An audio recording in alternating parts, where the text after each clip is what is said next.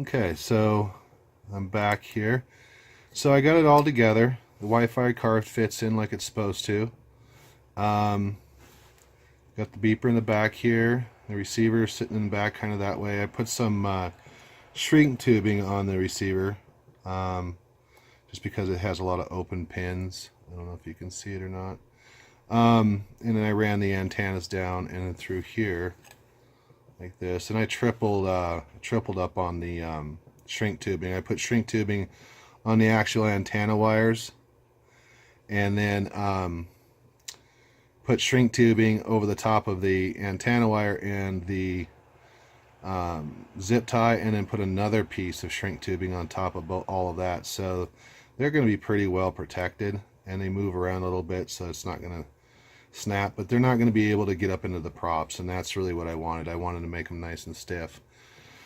So what I had to do to mount the camera was, when you get a RunCam split, you get this plastic, it's like a plastic carrier or holder or whatever, or mounting plate, I guess maybe that'd be the best term to use. And what I did is it comes in a U shape. I'll show a picture of it right now. And what I did on that is I cut the back of it off, so I just kept the little side pieces. And by doing that, I created kind of a cantilever. So this screw here and this screw here goes into the center brass on that piece, and then I just attached it on the top here on the camera and on the top there, so I'm able to kind of rock this back in and out and then down and up. And the reason I wanted to do that is because I don't want this camera lens exposed for obvious reasons, but I don't want to capture anything on the sides here in the videos. So I'm able to literally pull this kind of in and out by rocking that cantilever there, that I created. So I'm able to actually pull it out so it's more flush with the frame and push it back in so it's more protected. So I'm going to see how that works. Should work pretty good.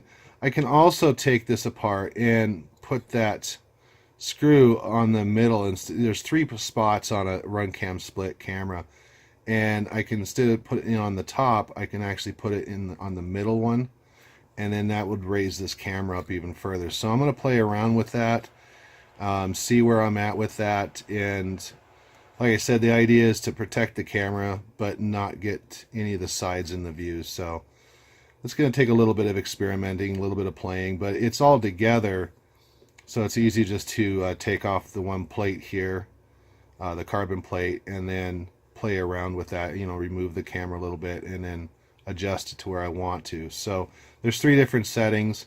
If I put it on the bottom setting, it would be way up here. I don't want that, but if I move it down to the center hole on the camera, then maybe it'll raise it up to about here, and then I can use this to fully protect it. So I don't know, but anyway, it's done. So let me weigh this thing. I'm kind of nervous about that because this is a porker, and I knew it was going to be a porker going in. It's a heavy frame. I have an extra 24 grams for the RunCam split, and even though I went with a really small stack from HGLRC, and I went with a really small receiver using the r-xsr, it's still going to be a beast, and I just know it. And I'm running an 853S here, so let's take a look at, so 260 grams. So wow, that's a lot of weight. The RunCam the RunCam split does eat up the juice. I mean, and that's not only that. I went with the dipole antenna that came with the HGLRC stack too to save weight. So yeah, this thing's a porker. I'm sure my flight times are not going to be the typical 5 minutes or 4.5 minutes, depending on what I'm doing. Sometimes I get 6 minutes out of them. It just depends on how I'm flying in the park. But yeah, this is not going to get that. I can guarantee that. This is probably going to get 4 minutes. And if I'm really hard on the throttle, maybe 3.5, because like I said, that RunCam split eats up a lot of juice, and I noticed that.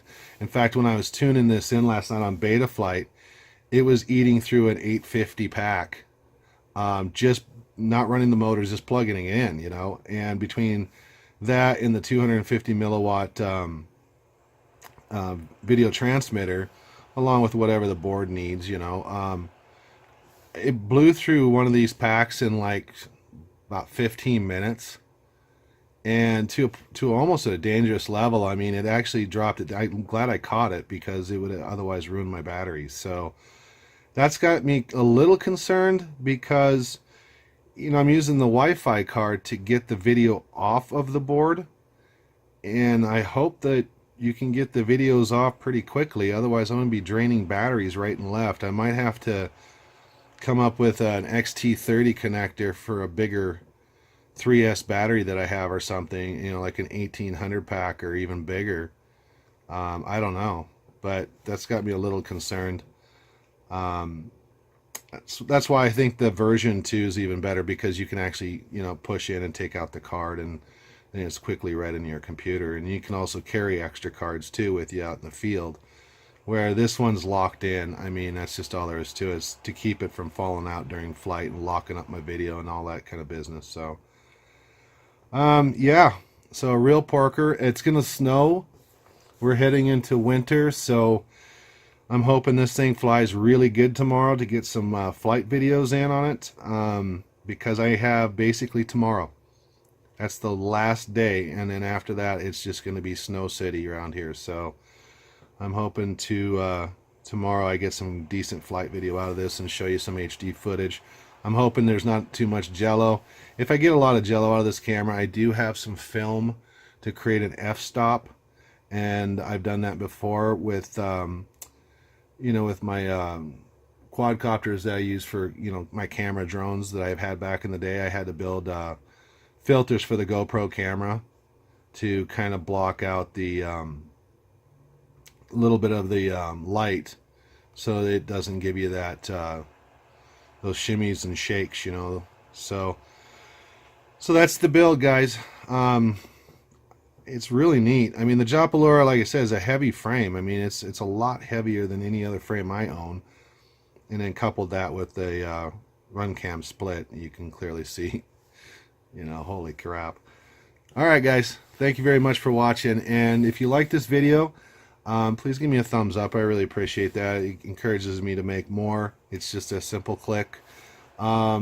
Subscribe to my channel. It doesn't take much to subscribe. I'm going to try to have new content every week, is what I'm going for. So new builds, might be reviewing some products, might be some flight videos, might be some horsing around with my buddy Shreddy Bear and stuff like that this winter.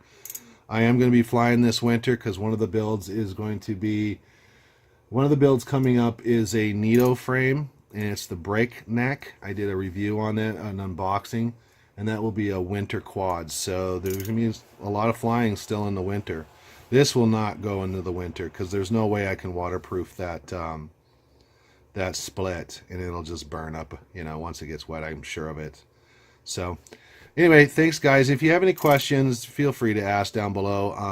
I'm into this hobby. I've been in this hobby since 1979, when I was 10 years old. I'm used to helping people out when they have questions. That's part of the hobby. So if you have any questions, don't be shy. Just post them down below. Thanks, and have a great day, guys.